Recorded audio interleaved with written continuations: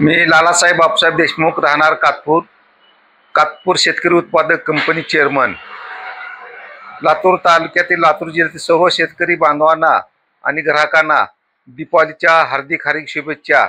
कालच्या अतिवृष्टीमुळे शेतकऱ्याचं अतिशय नुकसान झालेलं आहे. तरी या दुःखामुळे पूर्ण आमचे कातपूर कंपनी सामील आहे. तसेच शेतकऱ्यांनी या अतिवृष्टीमुळे खचून न जाता त्यातून कसा मार्ग काढायचा ही विचार केला पाहिजे.